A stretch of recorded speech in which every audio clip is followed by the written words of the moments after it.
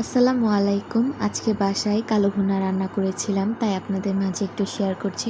এই তো আমি এখানে মাংসগুলো পানি দিয়ে হালকা একটু সিদ্ধ করে নিয়েছি। তো এরপর একটু ঘি দিয়ে নিলাম। তারপর এখানে এই তো দেখতে পাচ্ছেন আমি সকল ধরনের মশলা নিয়ে নিয়েছি। তো হলুদ, মরিচ, তেজপাতা সব মশলাগুলো আমি এখন একে একে দিয়ে দিচ্ছি।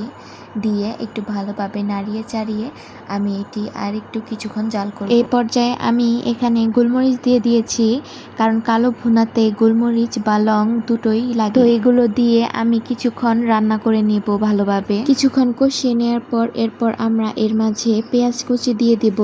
আমি যেহেতু মাংস সিদ্ধ করে নিয়েছিলাম, তাই এখানে পেঁয়াজ ব্যবহার করিনি, এর জন্য পেঁয়াজগুলো এখন দিয়ে নিচ্ছি। পেঁয়াজ দিয়ে আমি এখন আরেকটু ভালোভাবে নাড়াচাড়া করে নেব। কালো ভুনা রেসিপিতে পেঁয়াজটা একটু বেশি লাগে। আপনারা কে কে কালো ভুনা পছন্দ করেন অবশ্যই জানাবেন। আমি সবার প্রথমে এই কালো ভুনাটা সিলেটে ঘুরতে গিয়ে খেয়েছিলাম। এখান থেকে কালো ভুনার আমি একটা ফ্যান হয়ে গেছি। আমার আম্মু প্রায়ই এই কালো ভুনাটা রান্না করে দিত। এখন তো আর আম্মুর কাছে থাকা হয় না, তাই আম্মুর হাতে খাওয়া হয় না। তো আমি কিছু মশলা দেওয়া বাকি ছিল, আমি এখানে আদা বাটা, রসুন বাটা এবং পেঁয়াজ বাটা দিয়ে নিচ্ছি। আমি ঘরোয়া মশলা দিয়ে এই কালো ভুনাটা রান্না করেছি। আপনারা এখন বাজারে অনেক ধরনের কালো ভুনার মশলা পাবেন, আপনারা সেগুলো দিয়েও রান্না করতে পারেন। আমার কাছে বাহিরের মশলা থেকে ঘরোয়া মশলা দিয়ে কালো ভুনা রান্নার রেসিপিটাই ভালো লাগে। আমি এই কালো ভুনাতে মাংসতে যে মশলাগুলো ব্যবহার করা হয় সেই মশলাগুলোই ব্যবহার করেছি। এই তো আমার মাংস কষানো প্রায় হয়ে গেছে। এখন আমি চুলায় আরেকটি প্যান বসিয়ে নেব এবং তাতে একটু তেল গরম করে নেব। এই পর্যায়ে আমি একটু ঘি ব্যবহার করেছি, আপনারা চাইলে ঘিগুলো স্কিপ করতে পারেন। এখন আমি পেঁয়াজ এবং রসুনের বেরেস্তা বানাবো, তাই আমি এখানে 2টি শুকনো মরিচ এবং পেঁয়াজ এবং কিছু রসুন দিয়ে দিচ্ছি। এই পেঁয়াজ বেরেস্তায় আমাদের কালা ভুনার স্বাদটা আরও বাড়িয়ে তুলবে। আমি পেঁয়াজগুলো হালকা বাদামি করে ভেজে নেব।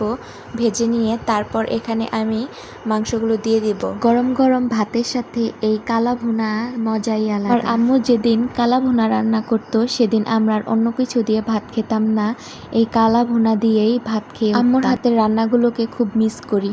আমি এখানে একটু চিনি ব্যবহার করেছি, কারণ চিনি ব্যবহার করলে পেঁয়াজ বেরেস্তাটা একটু ঝরঝরে থাকে এবং অনেকক্ষণ মচমচেও থাকে। আপনারা আমার এই ছোট্ট টিপসটি মনে রাখবেন, আপনাদের উপকার হবে। এই তো আমার বেরেস্তা হয়ে এসেছে, আমি এখন মাংসগুলো দিয়ে দিলাম। মাংসগুলোকে আমি চুলায় রেখে অনবরত নাড়তে থাকবো। 5 থেকে 7 মিনিট যাওয়ার পর এটি কালার চেঞ্জ হয়ে যাবে। আপনারা অবশ্যই আমার এই কালা ভুনার রেসিপিটি বাসায় একবার হলেও ট্রাই করে দেখবেন। আমার এই রেসিপিটি আপনাদের সকলের কাছে কেমন লেগেছে অবশ্যই কমেন্ট করে জানাবেন। এই তো আমার কালো ভুনাটা প্রায় হয়ে এসেছে, আপনারা দেখতেই পাচ্ছেন আমার এই কালো ভুনার কালারটা কত সুন্দর এসেছে। তো এই কালো ভুনাটা খেয়ে আমার হাজবেন্ড অনেক প্রশংসা করেছে, তার কাছে নাকি এই কালো ভুনাটা অনেক মজা হয়েছে।